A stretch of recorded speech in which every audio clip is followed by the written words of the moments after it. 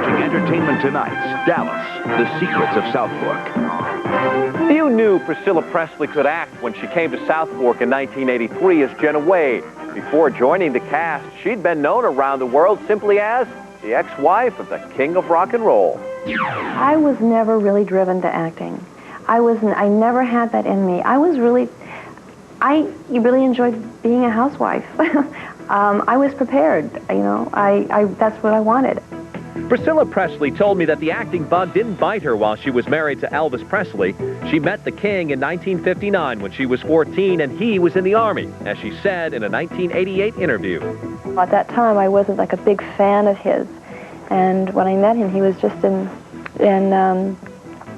fatigues and a T-shirt and very much at home in a little simple German, you know, house on off base, and it was the bigness of him never really hit me at that time. She married Elvis in 1967 and had daughter Lisa Marie the following year. But in 1973, she divorced Elvis because he was on a path to self-destruction.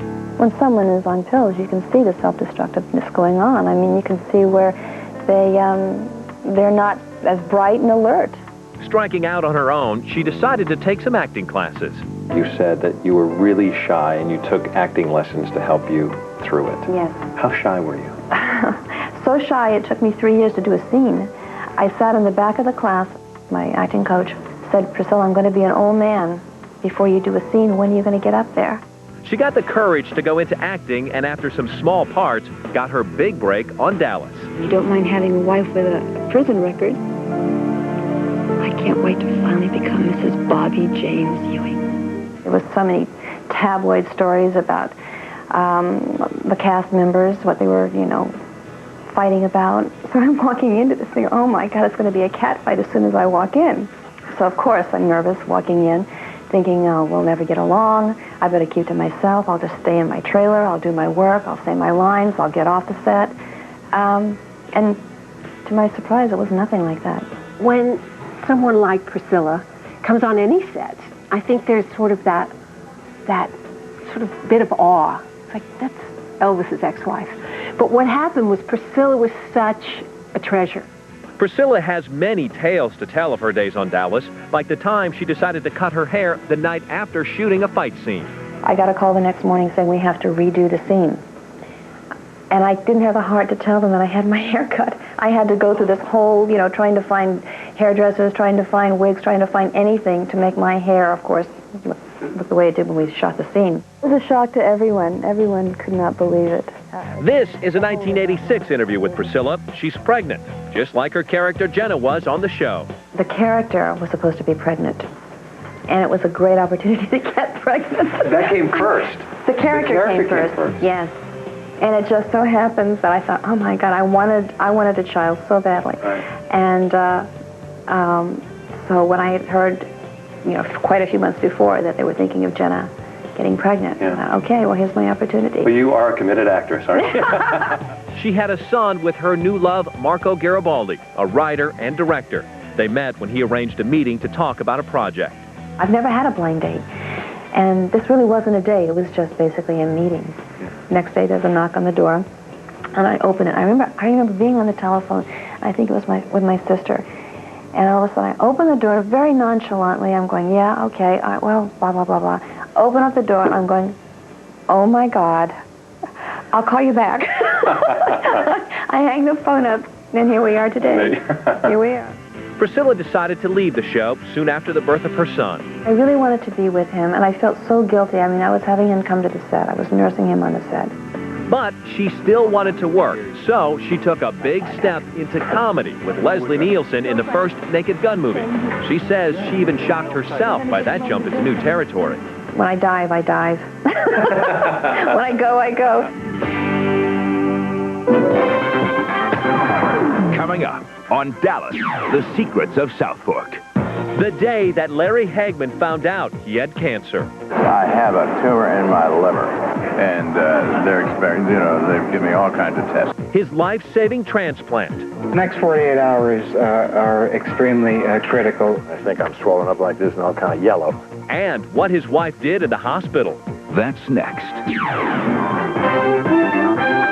Which star star of MASH went to school with Natalie Wood and Ricky Nelson? Was it Alan Alda, Wayne Rogers, or Mike Farrell? Your answers coming up in Entertainment Tonight's Weekend Birthdays.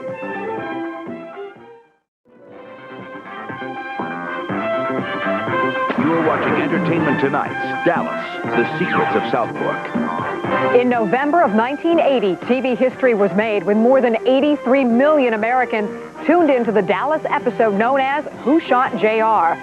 But what audiences didn't know was that behind the scenes there was a real-life battle brewing. Of course, that national frenzy surprised me. There had never been anything like it before. That phrase will always live. Who shot JR? You know, I wish I had a nickel for every time I've been asked that question.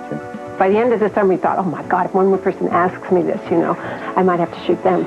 Producers decided they needed a cliffhanger to end the 1980 season of Dallas. That was accomplished with 2 well-aimed bullets to the midsection of J.R. Ewing. During the long summer that followed, a frenzied nation had but one question on its mind. For example, I had flown back to L.A. for one day and was flying back to Dallas to resume filming. And over the intercom, the pilot threatened not to land unless I told him who shot JR. But behind the scenes, another cliffhanger was brewing as well. In a bold move, star Larry Hagman decided to parlay this national fixation into a demand for more money. I thought, look, this is your chance. I wasn't making a lot of money then. And this is your chance to make a lot of money. If I don't do it now, I'm never going to have another chance like this. I was in the mid-40s, and I said, this is it. I'm either going to make it or I'm going to break it. I'll never, ever work again, or I'll do rather well. I had nothing to lose except my life. Leaving his agents to negotiate, Larry headed to England. I could do no wrong there. Traffic would stop. Bobbies would stop traffic and say, gee, would you give me your autograph, please? Thank you. Lights out. I talked with him several times on the phone when he was in hiding, and he'd say, what's going on? And I'd say, go for it, buddy. At home, producers threatened to replace Hagman with another actor. And they said, oh, we're going to bring in, you know, this actor or that actor. And we all knew there's nobody can do that. I knew they couldn't do it. I knew I was too hot. And the show was too hot. Meanwhile, with Who Shot JR on the lips of a nation, producers shot several versions to keep the public guessing. Everyone got to shoot JR. It was fun. Numerous of cast were asked to come in and say, take that. Of course, there was no shortage of suspects, like JR's long-suffering wife, Linda Gray. The sooner we have you put away in that sanitarium, the better off you're going to be. Linda almost spilled the beans on Good Morning America. He said, do your children know? And I said, no, they don't know, but one of them guessed. And at that moment, my eyes glazed over, and I thought, oh, my gosh, what have I just said? So I called home, and I said, if anybody from the press calls you, don't say anything. Even Linda's TV sister, Mary Crosby, hated JR. One day somebody's going to stop you, and I hope I'm there to watch it. Eventually, the Who Shot JR episode was seen by more people worldwide than any program in the history of television up to that time. Something like 380 million people stopped what they were doing, not only in this country, but all the other countries. The culprit? JR's jilted lover and Bing Crosby's real-life daughter, Mary Crosby, who told us in 1983 that pulling the trigger shot her to stardom. Looking back on it, I was just very grateful for what had happened and for the fact that I was the one that shot him and that sort of thing. As for Larry's salary dispute, Hagman won a reported and then unheard of $100,000 an episode. Of course I was worth it. We went on for 11 more years. I mean, everybody did rather well. Just like J.R. Ewing, Larry Hagman used to enjoy his cocktails, but his drinking would take a terrible toll. With his liver failing, he was headed for the battle of his life. And E.T. was there every step of the way. This is a second chance. Let me tell you. Larry Hagman knows about second chances in life. He's learned the hard way. When he sat down with our Bob Goen in July 1995, the actor had just learned he had a malignant growth on his liver. I have a tumor in my liver, and they're experiencing, you know, they've given me all kinds of tests, and they've come up with 3 different ways of doing it, injecting alcohol in the tumor, which I've been doing a long time. There's an irony for it. Yeah, right. And they're supposed to kill it, or freezing it, or a liver transplant, and they're all options. Larry was honest when asked if he thought years of drinking led to the problem. It's a definite cause, for sure. Just you like regret what you did? Well, I don't know. I drank for about 40 years. and had a good time. And, you know, I lost so many people, friends of mine in Korea and Vietnam and so forth. I mean, I beat most of my buddies out anyhow already, so, you know, the rest is kind of cream. Are you scared? No, I don't fear death. I fear pain, but not death. This is Larry's tumor. With his liver failing rapidly and a transplant the only option for survival, Larry was put on a waiting list. Finally, on the night of August 22nd, his doctor called. Doctor said, I got good news and bad news. Your wife and I had gotten together, and I was going to take you up to Alaska fishing this weekend as a surprise. The bad news is we ain't going. The good news is we got a liver for you, and we sent a helicopter to pick you up in 20 minutes.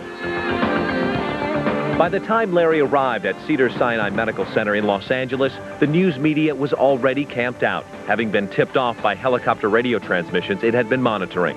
Meanwhile, inside, Hagman was beginning what would be a 15-hour surgery. These are very involved surgical procedures. We're not talking about a root canal here. The next morning, when it was all over, Hagman's doctor met with the press. He really did get the liver just in time.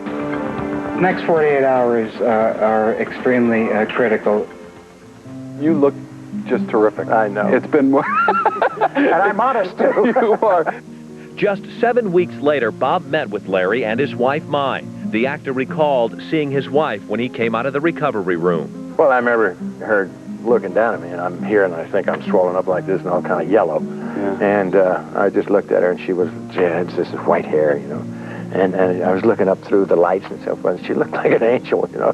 Wow! I think there was one moment that's the most pointed one was about the 4th night in the hospital when he said, "Are you going to sleep across there in your room?" And I said, "Yeah, so I don't bother you." He said, "Would you sleep on the floor and hold my hand?" And I did. No wonder you guys have been together for 40 years. 41. 41. Remember, there's a brand new liver right here. Do you push her up above it or below it? You look incredible. I mean, it's like you never missed a It's all makeup. This falls apart as soon as I wash my face. In the year that followed, Larry got back to work, taking part in a Dallas reunion and also the Transplant Olympics.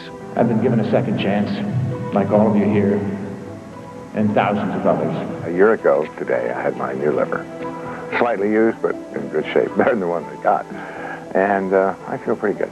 Awfully good, as a matter of fact. Today, Larry finds himself a man who counts his blessings as well as his years. I feel better than I have in 40 years. Of course, I have a 35-year-old liver and a 68-year-old man. That makes me about 52, you know. Since his successful recovery, Larry has become an active campaigner for organ donation. He still is close to his Dallas little brother, Patrick Duffy. The two go fishing together a couple of times a year. Stay with us. We'll be right back.